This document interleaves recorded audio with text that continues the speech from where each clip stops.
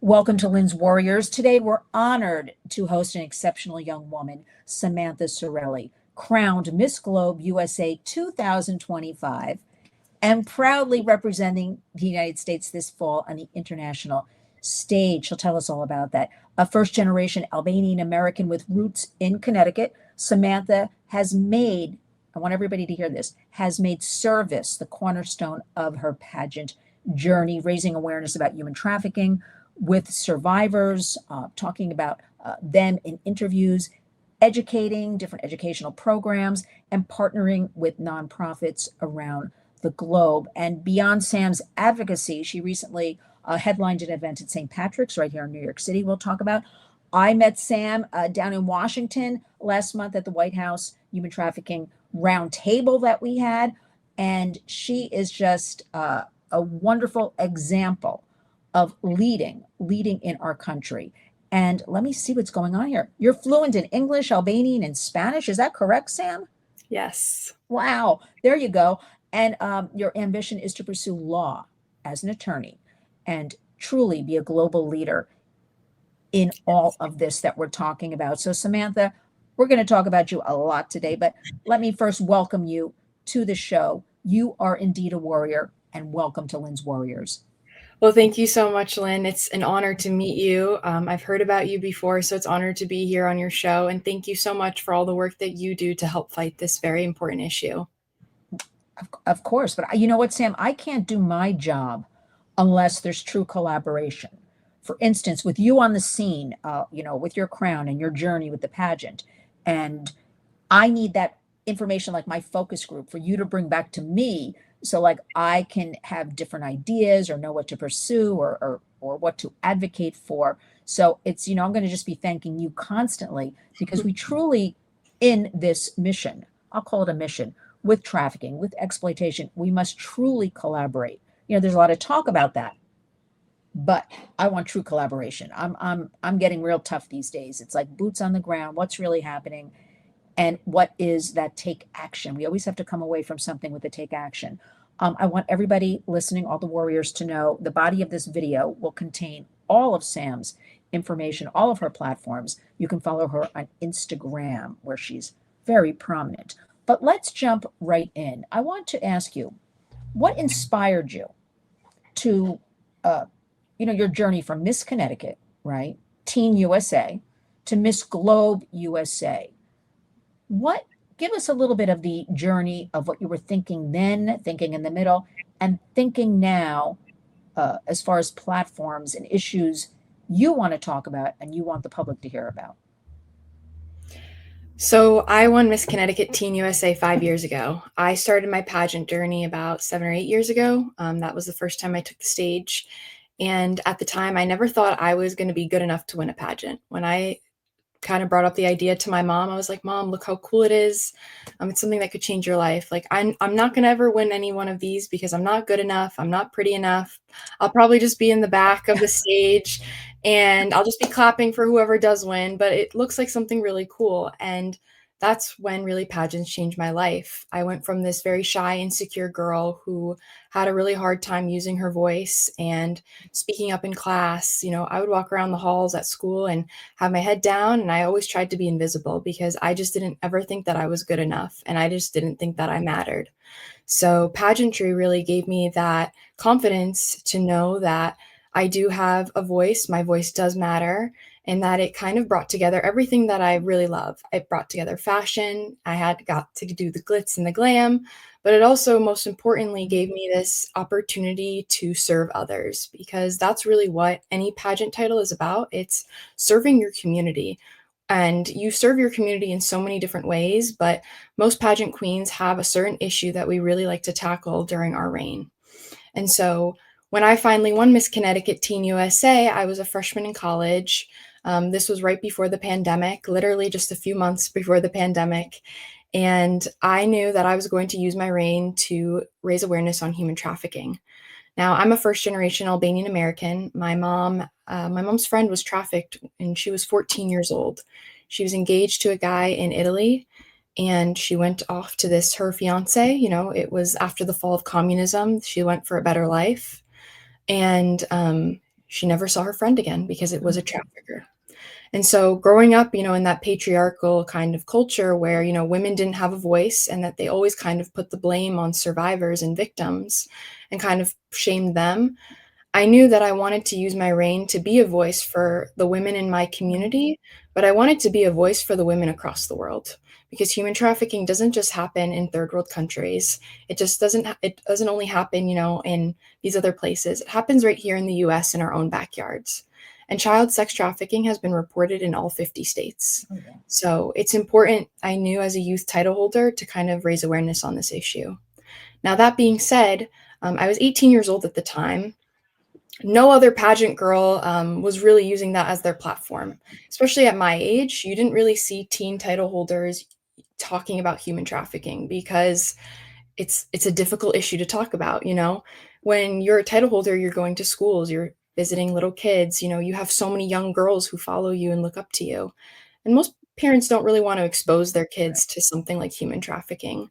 Um, from a pageant perspective, it's not this cute issue where it's like, oh, we're talking about bullying or we're talking about other issues or mental health or anything else. It's not something that, is a very like not controversial issue. So Right. there was a lot of controversy. I remember when I decided to do human trafficking as my platform that I was really going to raise a lot of awareness on because I remember being told by people like, "Are you sure you want to do something like that? It's a very difficult issue. You're very young.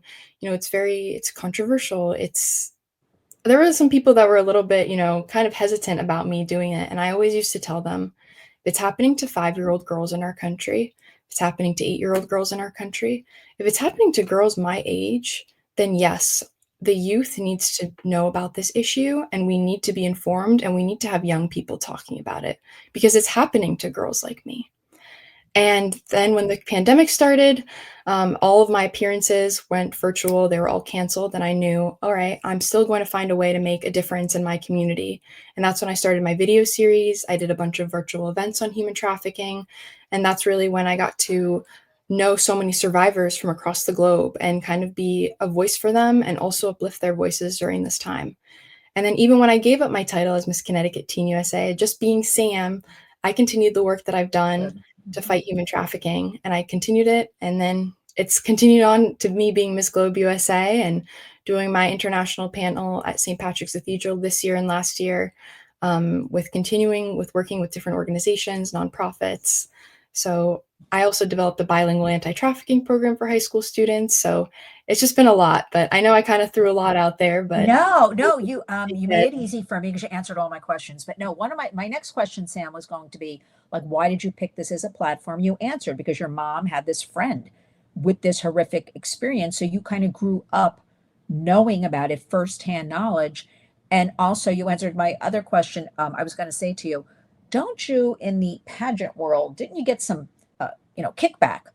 Because even I, as an adult, when I started doing what I'm doing 6 years ago only, I got like, people are like, are you sure?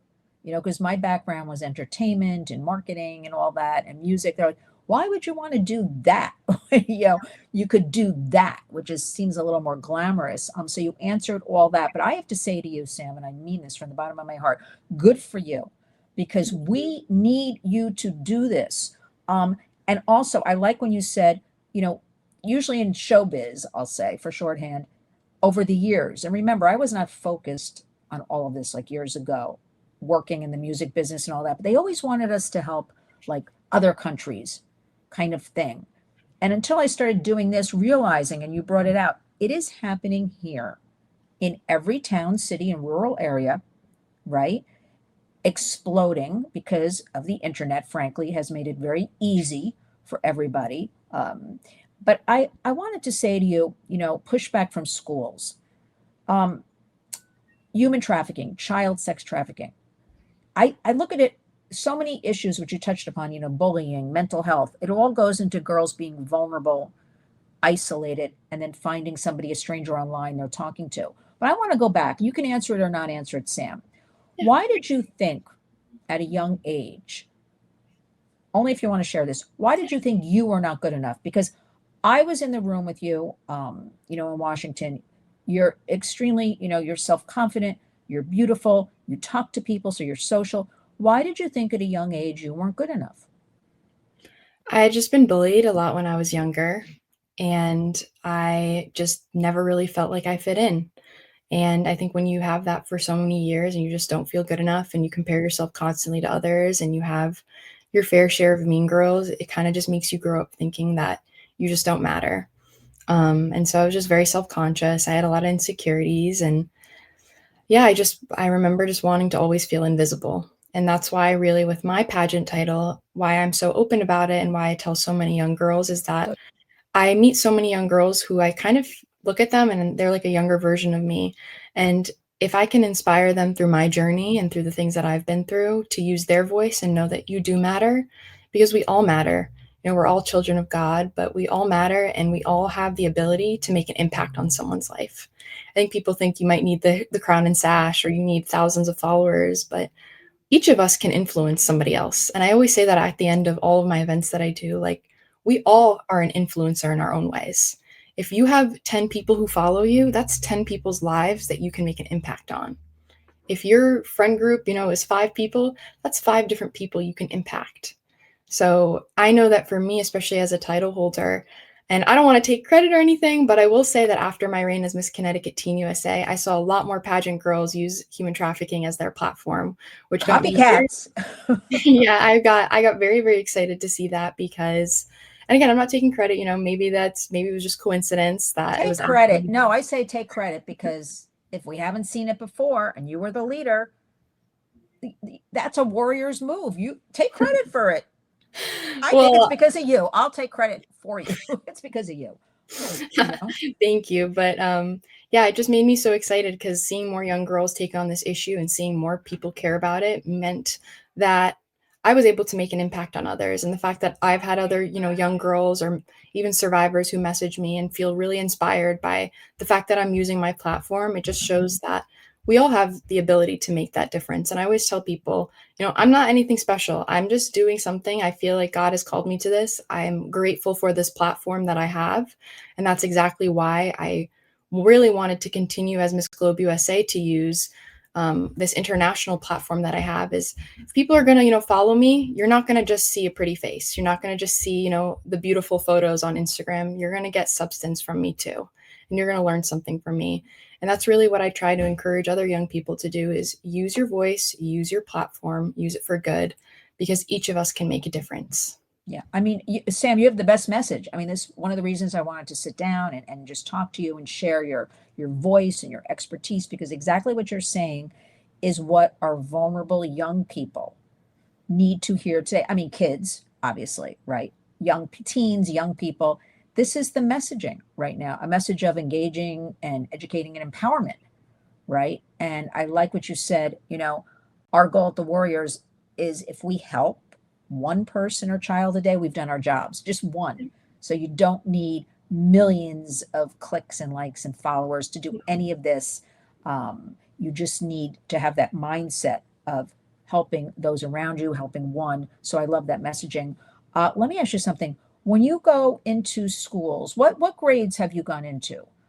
Like, who have you spoken in front of in schools? Like, what ages? I typically talk to high school students, just because sometimes with the issues that this is a very, very tough issue to kind of address to elementary school students and to middle school students. I would one day like to develop a platform, like a presentation and a program for them that is suitable for their age range, but you have to kind of do it in a way that doesn't scare them, even though it does happen to kids so young. Yeah. I think that if I were to do a program for elementary school students, for example, I'd probably kind of talk more in a way of you're not supposed to be touched this way. You're not supposed to be. It's kind of looking at those red flags. But obviously, when you do stuff like that, you have to get permission from the parents. So I started Right. with high school students, and I've presented this to thousands of kids already. Typically, I go to cities where they're like inner cities, Yeah. where I know that they're especially vulnerable to being trafficked. And through my high school program, which I do in both English and Spanish, because some of these schools have only Spanish speaking students. So I want to make sure that I get my message across to them as well, because they're especially vulnerable. I've actually been able to identify victims of human trafficking.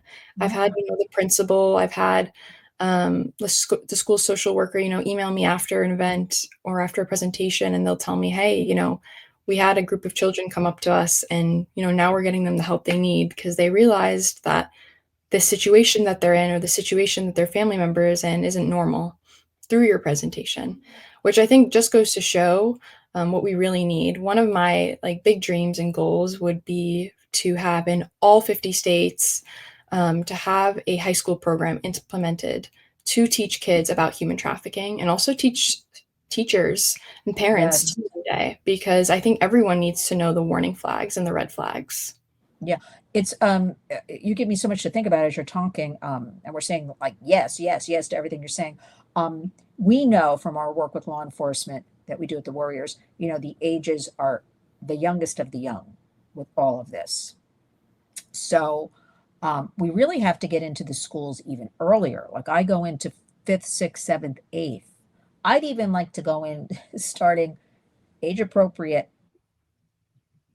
kindergarten and first grade. But again, I only get into fifth, sixth, seventh, and eighth around the digital safety Yeah. because that's like more accepted. And that's something I don't know if you've thought about because from the digital safety leads into the trafficking, leads into the Right. bullying, leads into the isolation, the mental health, leads Right. into buying drugs on Snap. But I don't know, because I find that is more acceptable. And then once I get in there, because we have to start the kids young with all We of this. do. We do, because something else we also know is that I think the number, if I'm not mistaken, is like 85% of traffickers are usually, family members or blood. Familial trafficking, something I've been Exactly. talking, nobody wants to talk about it, Sam, but that's Ex- just it. exactly. And so I think that's why it's so important is like, yes, it could be a stranger on the internet. Absolutely. And I'm not trying to take away the importance of that. But I think it's also important because some of these kids are groomed from a young age, where their moms or dads are doing this to them or selling them so young that they think this is normal and they don't know better. Yes, And that's I the think that's familial. I mean, and I've been told by so-called experts, as I do air quotes, leave it, Lynn, because it's cultural. And I'm like, it's the rape of a child. And it's they don't even the mothers or grandmothers, the grandmothers came through it, the mothers came through it, now it's the children, the same thing. And they do not understand that this is even, I don't even like, Sam, the word trafficking. I don't like slavery.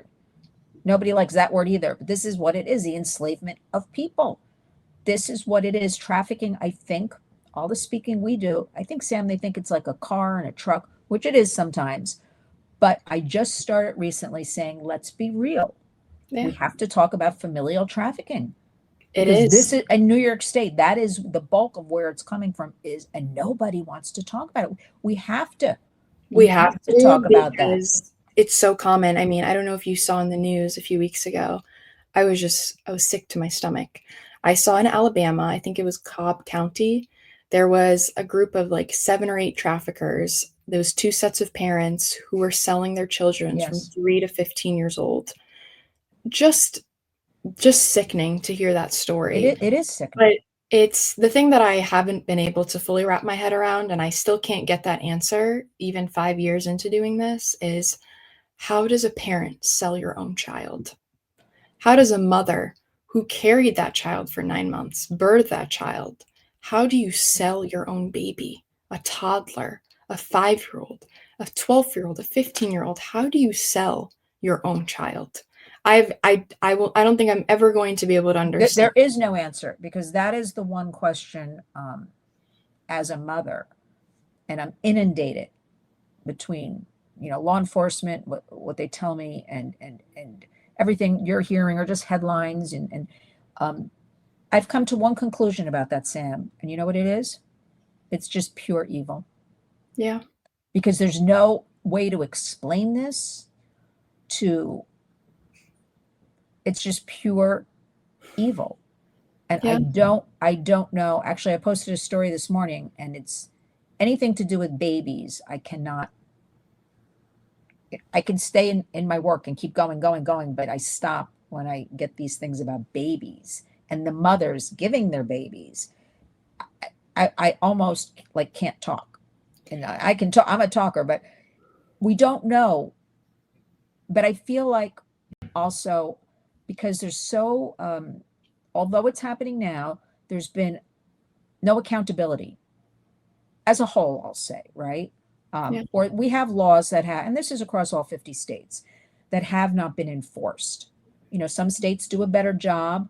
It has become so overwhelming. I'm telling you, Sam, in the last, I'm going to say last 5 years, I've been doing this now 6 years, how it's escalating and becoming, my fear is, and it's happening, it's becoming, the public is becoming, it's normal for them. It's normalized, they become habituated to it kind of thing. And that's what we have to break as well. And that's why your voice, your platform, your work is so important, representing the United States, that no, we will not put up with this. This is what it is, Yeah.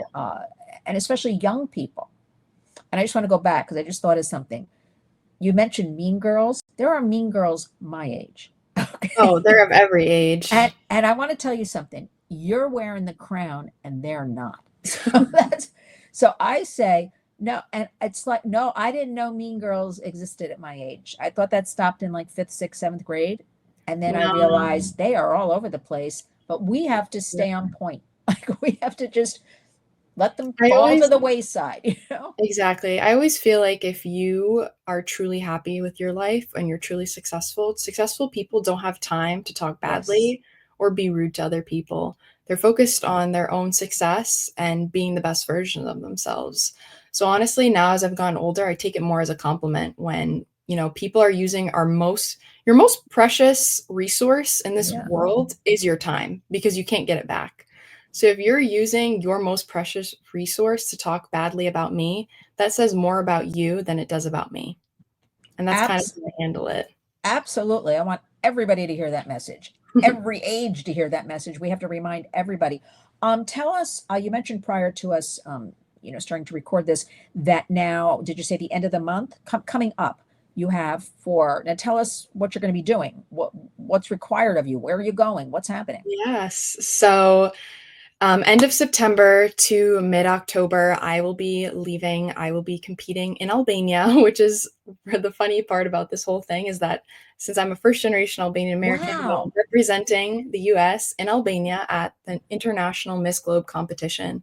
Miss Globe has been around for a very long time. It's one of the oldest pageants in the world.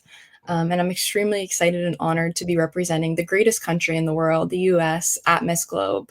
And it's going to be very exciting. For 3 weeks, I'm going to be meeting 50 girls from across the world who are going to be representing their countries. And we're going to be doing some traveling and photo shoots and interviews. And then we have obviously the stage competition. And so I'm very, very excited. It's a lot of work preparing for an international competition, but I'm really just excited and honored because wearing the USA across my heart is truly one of the greatest honors of my life. So the fact that I get to carry this beautiful nation that is filled with people from across the world. I mean, the United States is truly a melting pot, but I'm just so proud to be American. That was something that I always grew up, as the daughter of immigrants. My parents always told me from a young age that I was incredibly lucky to have the opportunities that I do because they're opportunities that people across the world don't have. And so I'm very grateful and I'm honored to be representing the US. It's very exciting, and we'll be following the journey along and promoting all you do. I know you had a very recent on July 30th, right? World Trafficking Day. I'll leave it at that at St. Patrick's Cathedral, and I Yes. believe it's your second time. Yes. I'm determined when you do it next year to get there Yes. because I saw that picture, and those nuns are friends of mine that I work with that were there, like Sister Kate. I saw Yes. Eileen Dong was there. Yes. Dave Weiss was there. These are all people I work with. So I've got to get there next year. Tell Well, we're us. going to have you on the panel next year, not Oh, even just in the audience. We'll have to have uh, you there. I would love it. I would love it. And it was so heartwarming to see you, there with them talking about these issues. Tell us a little bit about that because that is absolutely unbelievably incredible that you're doing that. Tell us a little bit about that. Absolutely. So last year was the first year that I did an international human trafficking panel at St. Patrick's Cathedral. And it was extremely special for me because St. Patrick's is my family church. I've been going there since I was a month old. So I've grown up going to that cathedral. And when Father Salvo, who is, he's the main priest at the church there, gave that opportunity last year, and he mentioned he really wanted to, do an event on human trafficking. He gave me the opportunity and the honor to be able to host my first panel there. And we had people come in from across the world, from Mexico, from India, from the US.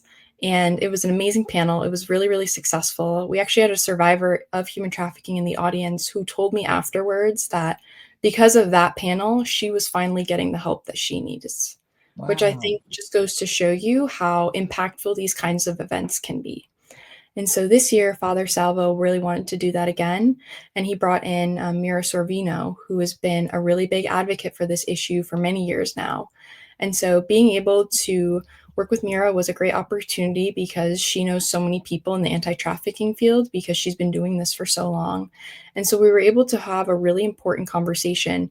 That day we had two panels because we had a lot of speakers and we kind of talked, we had survivor voices there on both sex trafficking and labor trafficking. Yeah. We had David Weiss, who's the chief of the human trafficking unit at the Brooklyn DA's office, which I thought was really important I because love him. I do a lot of work. I love him he's so much. Go amazing. ahead. He's He's the best. incredible. He's the He best. really is incredible. And then we had some other, nonprofit leaders there as well. So it was an incredible event, and it was really successful. And we were really able to spread the message on, the equality model. We were able to share these survivors' stories and really raise more awareness on this important issue. And I think I even said this at the event, I can't think of a better place than St. Patrick's Cathedral to have such an important conversation because St. Patrick's Cathedral brings people from all different cultures, religions, even economic backgrounds. I mean, Yes. it brings people from across the world, and to have such a beautiful church, have such an important message, an important, conversation, I think is really, really important. And I really hope Yes. more and more people are able to attend. You were able to watch it online, but I also hope people, take something from these events, and hopefully we see, more churches or more places of worship who use their platforms to raise awareness on this issue. Yeah, I mean, St. Patrick's, I live, close by to St. Patrick's. It's a tourist spot as well. So it's always crowded. And crassly, or maybe not so crassly, I mean, it's a great PR move to have it at St. Patrick's Cathedral because everybody, no matter what religion, knows about St. Patrick's Cathedral or they want to see what's going on there. So I just think it's a wonderful thing. Make sure you sign me up, Sam, for next year because even if Yes. you don't, I'm coming anyway. I'm just going to crash it. I'm coming.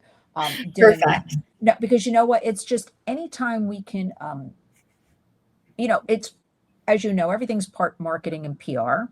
It just has to be. There's so much Right. competition to get recognized in anything, and this is such an urgent. This is an American crisis. All of this traffic. I mean, it is a global crisis, but let's focus on home. It's an American crisis, a national It's security threat. We have to look at it that way as a national organized crime security threat. And we cannot stress enough, you, me, everybody, we cannot do any of this if we don't we have to bring survivor voices. They absolutely. have to be involved. Another thing I'm really rallying for, they have to be supported, taken care of. They have to have a seat at the table. Absolutely. I mean, I've never been trafficked. I don't, you Right. haven't been trafficked. You grew up, you knew the story of your mom's friend, but Right. I almost say, like, how dare we even speak about it without including them, which we are in our You work. have to include We them. have to, and their learned experiences, those who want to share They're and become a survivor leader. And I'm very passionate about we're not doing enough to take care of them. We need to, be able to help them more. Um, absolutely. and we need to have them part of every group, organization, nonprofit, government. They have to be there and lead the way. So we're doing a lot of work with that. And it's happening. I'm seeing it, really picking up and happening. But again, we can never forget in any of this that survivor of all of this horrendous. And I'm glad you brought up labor trafficking because we kind of always say sex trafficking, right? Yeah, Think about it though. Sex trafficking could also be labor trafficking, even though they're absolutely. separated. But the labor trafficking is explosive as well. So we have to Absolutely. include all of this in the conversation. Tell us about our mutual friend Rosie Orozco, because I've known her. She was the first person I met in Washington as I walked around alone. And tell us what you have at your story to tell, what you have going on with her and her organization. What's happening there? Well, Rosie's amazing. I've known her since I was Miss Connecticut Teen USA. She was part of some of my virtual events that I did back in 2020. So I've known her for a while now, and she's an amazing, amazing woman. She has always been such a great mentor to me and has really, opened so many doors for me to meet so many important people. But when I reached out to her earlier this year about, starting my own nonprofit, she mentioned that she had one called Kaleido, which has shelters in Mexico, as well as supporting shelters in different countries across the globe.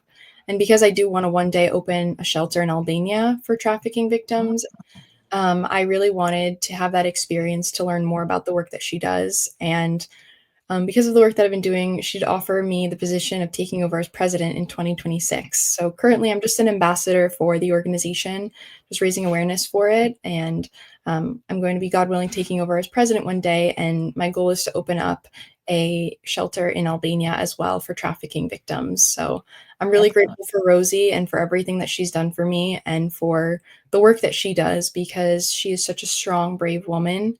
And she really just cares about these survivors, and she really wants to help as many people as possible. So love you, Rosie. You're the best. She's a true warrior. Actually, I have to call her today. We have to do a WhatsApp. That's what we have to do Yes. today. Arrange something. It's funny because no matter when I go to Washington, if I attend something, Rosie's there.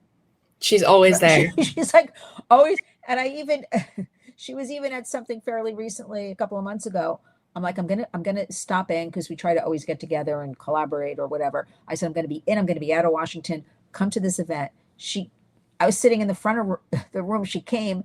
She sat in the back of the room. She's like, I only stay a few minutes, but I didn't even know she was there. She took a picture and she's like, well, I did come, but I left. I'm like, Rosie, you always pop up everywhere. She's so committed. She's such a dedicated warrior, and we just She is. love her to pieces. Yes. Interesting.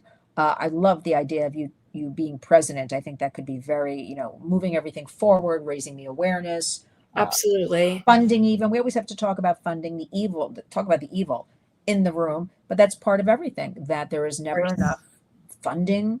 We have to. We're working harder on the warriors. We want more funding to come out of the government, even for safe spaces, safe houses, the education programs. We want people really the boots on the ground, like a Rosie, like yourself, being given attention to be able to have their platforms and financed, right, to do these things. And that's what we're, Absolutely. we're working very hard on now in Washington to get the right people. I mean, it takes a little time in positions, the true people, and we'll let the Absolutely. other ones fall into the weeds. Now, you want to become a lawyer. Yes. Why and what kind of a lawyer do you want to become? But why law when you could do anything pretty much in the entire world? Why law? I think having a law degree just opens up so many doors for you Yeah. in general. And to be able to use the law, especially with the work that I'm already doing to fight human trafficking, my goal would be, most God willing, to be a prosecutor. I'd love to be able to prosecute these human trafficking cases and really take a focus on that kind of field, just Good. because I think it's so important that we have more people who are fighting this evil through the law. And then also because one day, obviously, things are always subject to change, but I do think I might possibly want to run for office one day. And I do think that having a legal background would be really helpful for me. Absolutely. A legal background, you can take it anywhere. Have it in your Exactly. pocket. I like to say have it in your pocket and then take it anywhere. You're very Exactly. kind, Sam, because you want to prosecute. I frankly just want to throw away the keys for anybody who harms another person. I just want to. Well, I think We don't have that's time for them, but That's I'll the other say thing too that I think is really sad, especially in like states like New York and Connecticut. Um, some of these laws are just very, very they're not harsh enough on traffickers. I've seen traffickers get 6 or 10 years. To me, that's nothing for destroying someone's life. that's why You I want to throw away the keys because and that's why, but I think justice that also reform. I'm going to put goes. you in charge of justice reform because that's another movement we're trying right now. That's Teaching prosecutors, teaching the judges because they're throwing the victims, the sex trafficking victims, they're throwing them in the jails, right? Even minors, because right now these pimps and traffickers, the organized crime, as I'm calling it now, they get them to commit other crimes, such as absolutely. dealing their drugs, trafficking other girls and boys. They get them to do all this dirty stuff They don't get their hands dirty. And we have so many victims. They're not understanding they're a victim of that. And so we're working a lot. There's so much to do. I want to put you in the helm of that, like at the helm. So we cannot throw, they don't, people don't take into account, I'm digressing here for a second. Let's say a girl, she grows up single family, a mom, familial trafficking, right? The mom puts her into this. She doesn't even know she's trafficked. She doesn't know. The mom's not giving her any attention, so she doesn't go to school. Like, she doesn't know any different. Like, and then she is so vulnerable. Then some pimp gets a hold of her, trafficker, when she's 14, leaves home. She's committing all these crimes. 16, they're throwing her in prison. Like, what? She never had a chance. They don't understand the mindset of like these vulnerable societies. So that's why I'm counting on you. You're going to empower, like we have to empower our youth. But that being said, the scenario I just pointed out, that example, who's helping those girls? And there are some boys thrown into this too, but like, we're not looking at that set of, we talk a lot, oh, parents have to do this, parents have to do that, guardians have to do this. But I keep saying, what about all the kids that don't even have that in their household? Like, who's looking out for them? They're all our children. Like, we have to do a better job. And how do you get society? That's another one, like familial trafficking. How do you get society to look out overall for everybody? It's a tough one, but I have faith. That's a tough one, right? But we have to talk. We have to at least start by talking about it. Because Sam, I've been talking about it a few months now, and they stare at me like with blank looks when I talk about it. I think it's because for a lot of people, it's easier to live in a bubble. You don't have to, if it's not happening to them or someone they know, it's easier to live in a bubble and not care. And people go about their daily lives and they don't have to think about it. And that's why sometimes when I tell these stories, I tell them about 6-month-old babies. I tell them about 5-year-olds. I tell them about these pretty horrific things. And a lot of times people almost cringe and they don't want to hear it. And they're like, oh, stop. And I'm like, this is the reality. This is someone's reality. So unfortunately, I can't stop sharing these stories because you need to know. And that's why, even with me, why I've continued this work is because once you hear these stories, it's hard to go sleep at night and not think about them and just ignore it and think that it's not something that you should care about. And that's really why I've been using my platform and why I want to continue this work, because there's still so many kids out there that really need their voices heard. There's so many kids. I mean, the United States, especially with what I said earlier, that child sex trafficking has been reported in all 50 states. But I also remember seeing a statistic that the US is the largest consumer of sexual exploitation across the globe. I mean, the amount of men that leave this country and go to other countries to exploit children is just disgusting. And it's sick. And that's exactly why we need as many people as possible using their voices and really, calling these people out, and also ensuring, with our laws, make sure you're voting for, first of all, for Congress people or for elected officials that actually are going to tackle this issue, because some of these elected officials are just, it's a whole other conversation for another day. But that's what it is. We need to change the laws so that prosecutors can actually do their job and make sure that they can get these traffickers behind bars for the rest of their lives. And I mean, that's another show, but that's another show. But the prosecutors, okay, so we have 96 across the country that were well-financed, put into these positions across the country with agendas, and their agenda is to not prosecute these type of heinous crimes against humanity and children. So we have to get around that too. I mean, I'm ready. I know you're ready. We're going to fight it all. Like, we're just going to, but Sam, with your crown, your experience already, okay, you have so much to say, even if you just raise awareness, like child sex trafficking or human trafficking, like just getting it on people's, like agendas, that is a start. Because being here in New York City, I've been told so many times, giving speeches and things like, well, first they're like, don't scare people. I'm like, I think I better start scaring people because I got to start taking action. They got to be reality. That's the word we use around here a lot, reality. Exactly. And also, I mean, we got to get people, everybody, I really think in 2025 has a duty in the United States to recognize and step up and do something. And if that's sharing our discussion here, if that's empowering a group through a donation, if that's volunteering, if that's everybody can do something. It's not always about money, Yeah. but we need open and honest communication about all of this, facts, realities. That's what we need to share. That this is what's happening and escalating, which is the frightening. And now we have artificial intelligence, which brings me, as we finish up, women's empowerment, girls, women's empowerment is kind of, I look at it as central to your mission, Yeah. everything you're saying. So what would you like to say right now? What advice would you give to young leaders or who want to be leaders right now in 2025? Um, it's, how should I phrase this? It's very hard with the internet, and you did touch upon it. First of all, the internet is pretty much a fake everything. You're Yeah. seeing young women with, these designer handbags, or the Kardashians with these expensive cars. I'm just throwing things out there. Yes. Um, or you're seeing, boyfriends and girlfriends of guys, and Right. so we have such a problem when I talk in the schools and the research and studies we do have, which is another problem. We need more information up to date. When somebody hands me a study from 2019, I'm like, forget it. Pre-COVID doesn't hold anymore. Nothing does. Up to date. Well, they cost a lot of money. I don't care. We need to spend money on doing the research, whatever it costs. Right.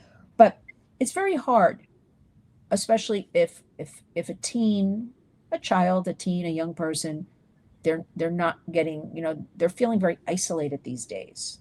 Right. What is your advice to them? Because I want them to know. I mean, women my age are doing, they're like, here I am shopping. Here I am living the good life. Here's what I'm having for dinner at this expensive restaurant.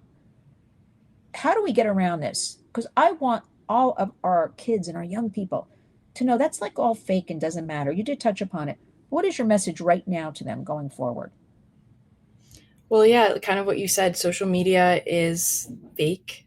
Everyone's just showing their best side. Nobody's showing, oh, I got into a fight with my husband 15 minutes before we took this photo, or I'm actually struggling with mental health, or I'm struggling with all these other problems, or I'm having financial issues even though I posted this perfect bag.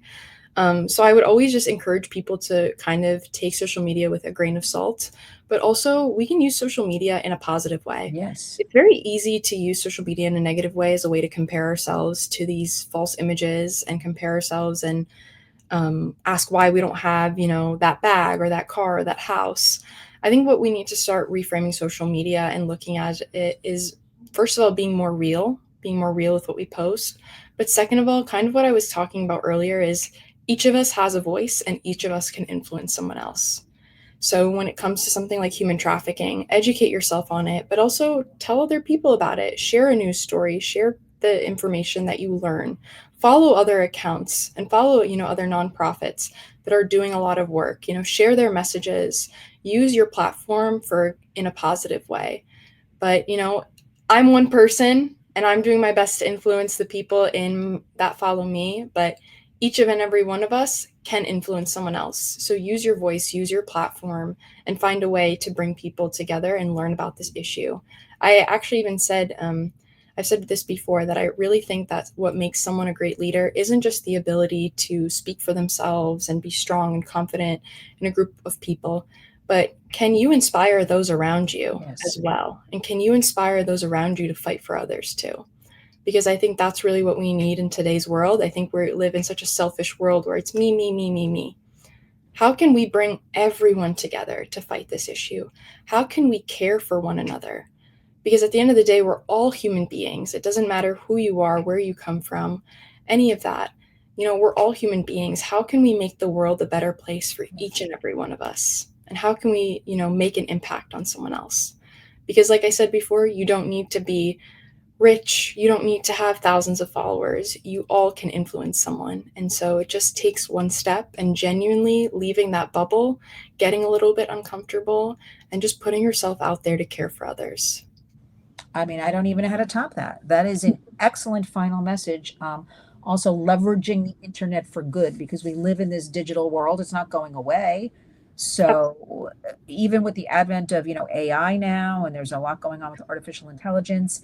However, as I keep pointing out in Washington all week, There's a lot of good also with artificial intelligence. For instance, we can root out with the technology predators that used to Yeah. take so much man and woman power and thousands of hours to get to, where is this coming from? This platformers, we can do it in seconds now. So let Yeah. us try to all focus as well on that positive of AI because it's here. Like we're not stopping it, it's not going away. We got to figure out how to just always flip it. Because people like, I don't know why, Sam, they like that negative. We got to flip that mindset to like, we got to like the positive. We got to like, Exactly. exactly, everybody. That's what we strive for at the Warriors, showcasing doing good work, as I like to say, the boots on the Exactly. ground. So, oh, Samantha Sarelli, I could talk to you forever, and I will. But I want to say, I really thank you for bringing your heart, your passion. I feel like you've had a calling, Thank you you. know, to this. I'm very excited that you are a voice promoting, out promoting and talking and educating, classrooms to cathedrals. That sounds like a TV show, From Classrooms to Cathedrals. Sam Sarelli. That's a reality show. I just thought of that as I'm talking right now. And the global stages. I mean, you're all over the place because, again, it's really this global problem that we are trying to help in our own backyards and focus on. But at the same time, as I said, it's organized crime. It's a national security threat. It's everybody involved. And I, like you pointed out, the biggest consumer of child sex trafficking is the American male. And that should be pointed out that this is going on, and those men are not held accountable. So until we have more on that, more on ending demand, more on understanding justice reform, cannot be putting minors in prisons and jails. Do you know, Sam, about 2,000 minors every night are in American jails? It's Now, sick. and then when I said, well, I don't understand why, they'll be like, well, we don't like have, a juvenile place to put them. You put a child in with an adult, it can only be bad things happening. So, Exactly. so like, we got to talk about that more, like the justice Absolutely. We reform. definitely need more criminal justice reform in this country. Exactly. So when you get your law degree, we got to work on that one. And then we also have to just keep talking about make it, I feel like domestic violence, it, you're, well, I'll say because you're young, but like 30 years ago, they didn't really talk about it. Like it was a no-no, right? And then it's Yeah. slowly, I want to say, starting maybe like 30-ish years ago, people started talking about it. So now today, I feel like people say domestic violence. They don't seem to, even though it's horrible and it intersects with all this trafficking, right?